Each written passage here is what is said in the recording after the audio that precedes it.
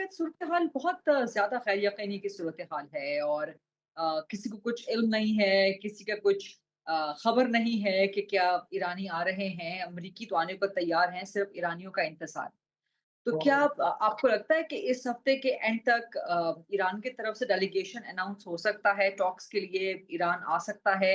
या ये अभी इंडेफ़िनिट पीरियड के लिए जैसे सीज़ फायर टाइम बाउंड नहीं है, तो इस तरह से मुज़ाकरात का राउंड 2 भी अब इंडेफ़िनिट पीरियड के लिए मौख़र हो गया है। दरमियान में एक मसला ये भी क्रिएट हो गया है कि अब इस्लामाबाद, रावलपिंडी बंद हो गए हैं। तो उन शहरों को भी खोलना है, तो ये हमारे तो अपने अवाम के लिए एक बड़ी तकलीफ़ का बाइस बन चुका है।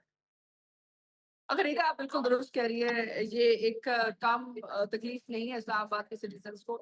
लेकिन मसला दरअसल ये है कि इस वक़्त जितना कुछ भी आप एक्सपेक्ट कर रहे हैं इस वक़्त इस्लामाबाद में, वो कम प्राइस है बनिस्बत इसकी कि जो इस वक़्त दुनिया जो है पे कर रही है आपने हॉर्मुज़ के बंद होने की वजह से।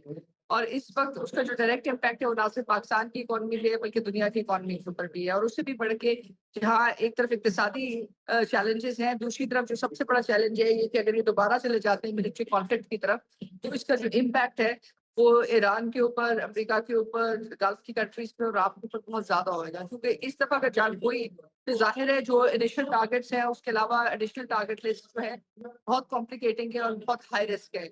ऑयल इंफ्रास्ट्रक्चर्स हैं, उसके अंदर न्यूक्लियर फैसिलिटीज़ हैं ईरान की साइड के ऊपर, और ईरान की साइड से जो है डाटा सेंटर्स हैं और ट्रेडिंग सेंटर्स हैं, और इसके अलावा जो अमेरिकन शिप्स हैं और ये बाकी तमाम चीज़ें हैं। तो इससे आप ये समझ लें कि बहुत ज़्यादा इम्पैक्ट आएगा, क्योंकि इस वक़्त बहरा अरब में तकरीबन 5 जो अमेरिकन बेड़े हैं वो पहुँच चुके हैं और तकरीबन 16 डिस्ट्रॉयर्स वहाँ मौजूद हैं।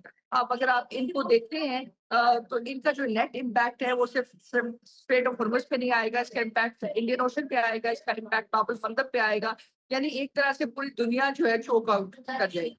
और जब जंग होती है तो चीज़ें इतनी आसान नहीं होती और कॉन्सिक्वेंसेस बहुत हाई हैं। हम पर उम्मीद है कि the Iranian delegation will be coming, और ज़ाहिर है ये इस बात पर मुनहसर है कि अमेरिका भी थोड़ी-सी फ्लेक्सिबिलिटी दिखाए, क्योंकि ब्लॉकेड पे ब्लॉकेड एक हिकमत अमली ज़रूर हो सकती है, लेकिन ये एक हल नहीं है और ये सिर्फ़ और सिर्फ़ मुज़ाकरात के ज़रिए ही हो सकता है।